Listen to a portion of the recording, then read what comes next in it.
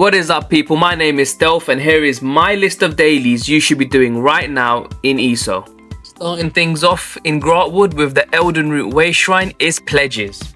Pledges are daily quests that task you with clearing specific 4-player group dungeons. They are the primary way to earn Undaunted keys, which you use to buy monster set shoulder pieces as the helm drops in the veteran dungeon's final boss, and you can also gain some cool looking skill styles. Okay, so once you arrive at the Pledges location, which is here on the map, there are 3 quest givers. Excuse my pronunciation. Maj al-Ragath. He offers base game dungeons, the easier ones. Then you have Glirion the Redbeard. He offers base game part 2 dungeons. They're a bit more difficult. Then you have Urgalag Chief Bane, who offers DLC dungeons. This does require specific DLC ownership or ESO+. As of 2026, here are the key breakdowns. Completing the base game pledge, a normal one gives you 1 key. In Veteran, it gives you 1 key, and in Veteran Hard Mode, it gives you 2 keys. The DLC pledge, normal gives you 2 keys, Veteran gives you 3 keys, and Veteran Hard Mode gives you 4 keys. So in total, you do have the ability to earn a maximum of 8 keys a day per character. Next up are your random dungeon dailies, also known as R&Ds, random normal dailies. To locate your random dungeon dailies, press P by default and then hit Dungeon Finder. Choose your role on the top left, choose the type of dungeon on the top right, and hit Join Queue. Upon completion, you'll get a mail which will have some rewards waiting for you.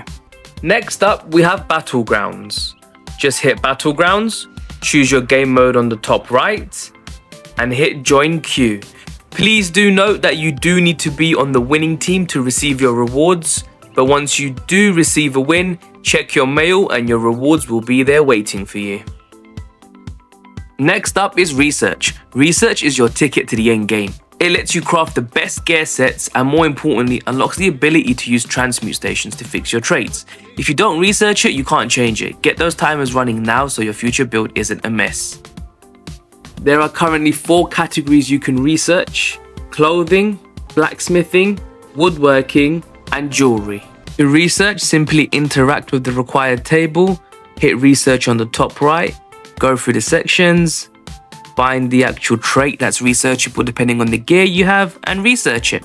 It's as simple as that. Rinse and repeat for all the other required tables. Here's a little tip: if you have gear with this magnifying glass on it, it means there's trait that can be researched. It means you haven't currently got this researched. So stick that in the bank, don't bin it, you're gonna need it. Some of this gear is hard to get unless you've got money to buy it from the auction house. You can also get research scrolls, which really help you out when the days take really long, the time is really long. You can get these through various activities, or the easiest way is to purchase them from the guild traders.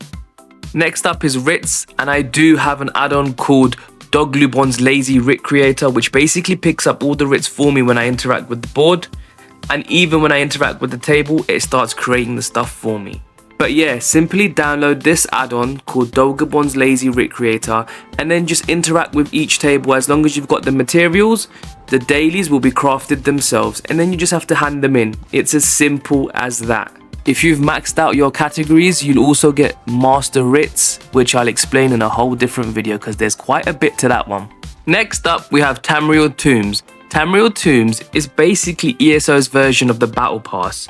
You have challenges, which unlock the tomb points, and then you go back to the Battle Pass and pick your reward, which costs tomb points. To unlock more pages, you have to unlock more tomb points or earn more tomb points as a total. You also have a premium section which offers more goodies. But yeah, that's about it for Tamriel's tomb points. Next up is the crafting Hirelings. Pretty much every crafting skill apart from alchemy and jewelry has a Hireling. You simply just put a point into the Hireling and you'll basically get daily equipment. And I'll be honest with you, I don't actually know myself. This is the first time I'm doing it. So let me know down in the comments below, what does that actually do? The more points you put in, do you get better rewards? But yeah, that's crafting Hirelings. Next up, we have mount training. Please don't forget to train your mount. It makes life so much easier, especially when it's at max speed and you get more carry capacity. Simply visit any stable master in any main city, interact with the stable master. On the top right is the skills, and then you can upgrade your mount. Next up, we have Infinite Archive. To access the Infinite Archive, hit Apocrypha, and it's on the northeast side of the map. But right, Infinite Archive is like a shifting roguelike dungeon in ESO where you face endless waves of enemies and bosses. The further you go, the tougher it gets, but the rewards get better. Let me know down in the comments, what's the furthest round you've got to? So the daily NPC is Master Malkest. He basically gives you a quest to kill the final boss, and that can get you a bunch of stuff, including Arcoal runes. There's also 3 merchants back at the Infinite Archive hub.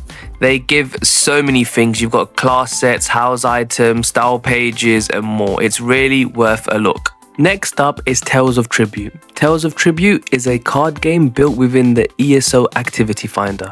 As you can see here, I've never touched it and I haven't even got the quest. So if you're in the same boat as me, you do have to complete the starter quest, which is acceptable right here. Once you have completed the starter quest, you can get 2 dailies, and there's also a daily reward from the activity finder.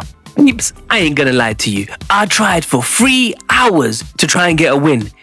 Boy, let me tell you, if you ain't good at this card game, it is not worth the time. I have no idea what the rewards are. I could not win.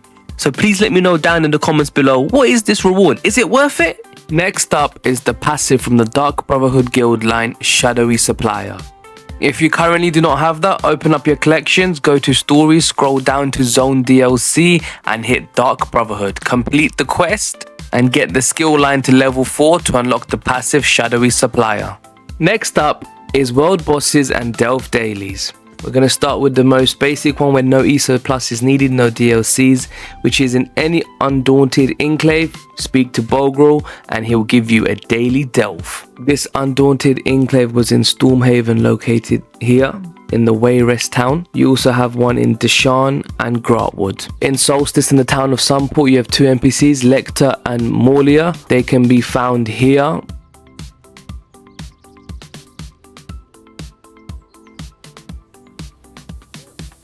In the main town of Westfield, Skingrad, you have 3 NPCs, Celerius, Argrants and Jada. They can be found here, once again, in the main town of Westfield called Skingrad.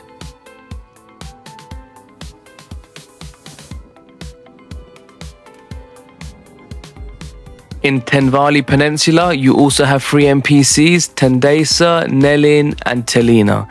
They can be found here, in the main city of Telvanni Peninsula. In the main city of Galenvashchev, there are also 3 NPCs and they can be located here.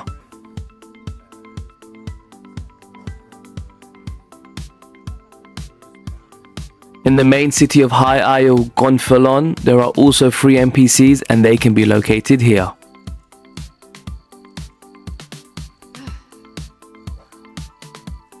In the main city of Fargrave, there are 2 NPCs and they can be located here.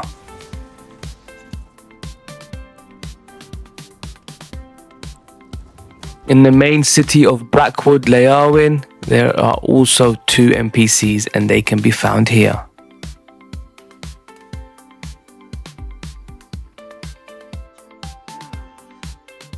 In the main city of the Reach, Malkarth, there are also 3 NPCs and they can be found here.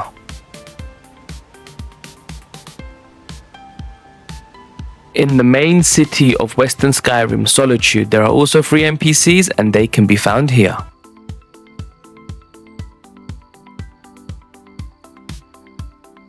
In the main city of Southern Elsewhere, Sunshao, there are 2 NPCs and they can be found here.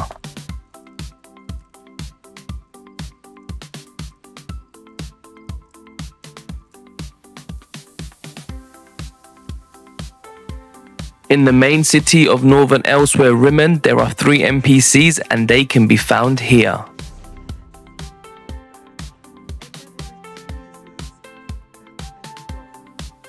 In the main city of Murkmire, Lilmoth, there are 2 NPCs and they can be found here. In the main city of Somerset, Alanord, there are 2 NPCs and they can be found here.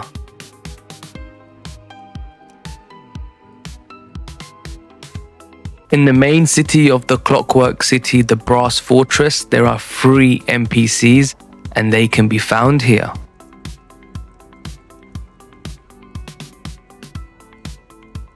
In the main city of Vardenfell, Vivek City, the NPC location can be found here. The Halls of Justice location is here. And then just inside are 2 NPCs which are located here and here. You do need to complete the story quest, The Divine Conundrum, to get access to these. Okay, so Gold Coast has 2 NPCs, but weirdly these are in 2 different cities. The first one is in Kvatch, which is located here, and it's on a bounty board.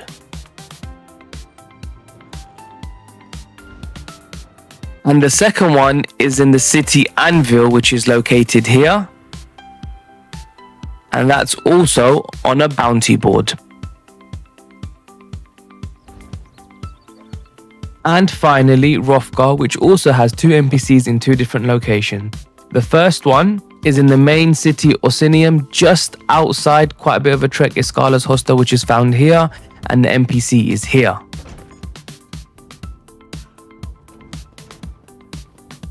And then the second NPC is located here, Clan Longhouse, which is in the Morkel Stronghold. And the NPC inside is just here. So that concludes my list of dailies you should be doing right now in ESO 2026. If you got this far, here's a little secret for you. In the comments down below, write supercalifragilisticexpialidocious. Stealth, thank you very much for this guide, and I will enter you into a draw to win 5 million gold. On ESO, that is.